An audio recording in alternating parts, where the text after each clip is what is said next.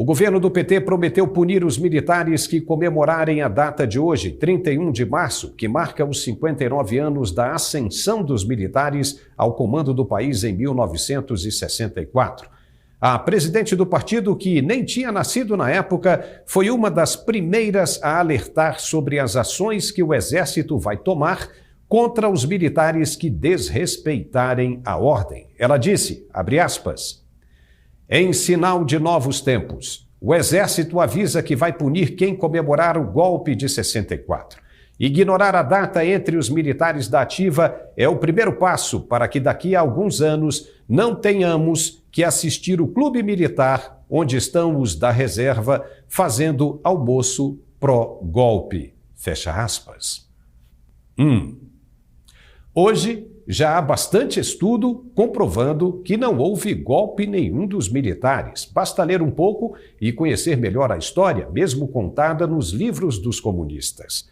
Na década de 60, o então político João Goulart demonstrava ideias de um governo socialista com propostas de desapropriação de terras sem nenhuma espécie de compensação para os proprietários. Essa e outras propostas que marcaram o discurso dele na Candelária, no Rio de Janeiro, assustaram vários setores da economia brasileira, como políticos, empresários, banqueiros e sociedade civil.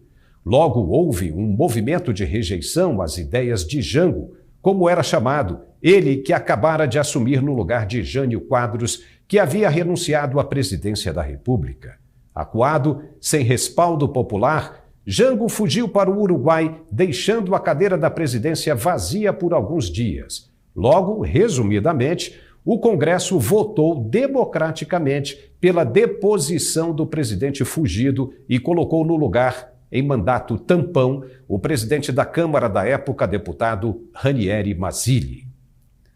O movimento para a retirada de Jango foi articulado pelo povo, liderado em 3 frentes estaduais. Em Minas Gerais, pelo governador Magalhães Pinto, em São Paulo, pelo governador Adhemar de Barros e no Rio de Janeiro, pelo governador Carlos Lacerda.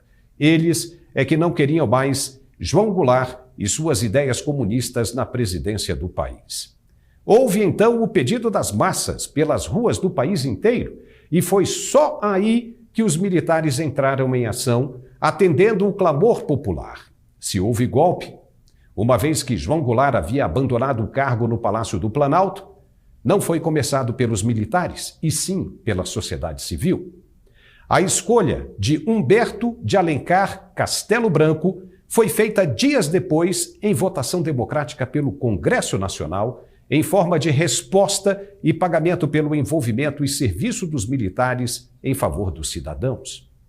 O fim do regime chegou com o general Figueiredo, que passou o poder para José Sarney em 84. Mas durante todo esse tempo, os militares levaram a culpa porque impediram os revoltosos de trazerem de volta a todo custo as ideias comunistas de João Goulart.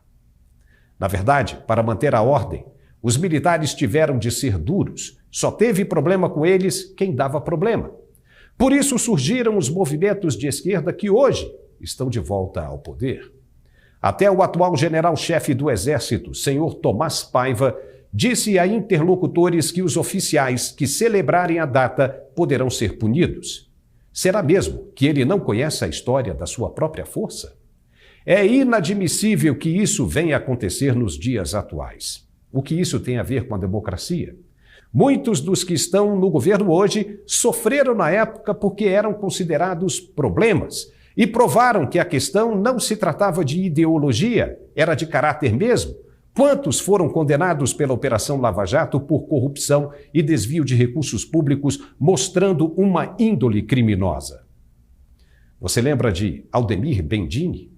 Ele foi colocado como presidente da Petrobras em 2015 pela então presidenta Dilma, com a missão exclusiva de acabar com a corrupção na estatal. Mas o que aconteceu? Colocaram o lobo para tomar conta do galinheiro. Ele foi roubar ainda mais do que os outros que o antecederam. Foi o que a Lava Jato mostrou. Bendini recebeu 3 milhões de reais da construtora Odebrecht para favorecer a empreiteira em contratos de obras da empresa.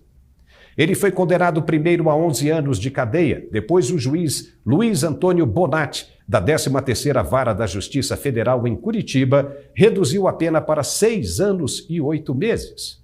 Era isso que essa turma queria na época: roubar, roubar e roubar ainda mais. E não somos nós que estamos dizendo isso. Foi o revelado pela Operação Lava Jato e que todo mundo sabe. Era essa mesma turma que dava problema lá no passado e que mais tarde foram anistiados.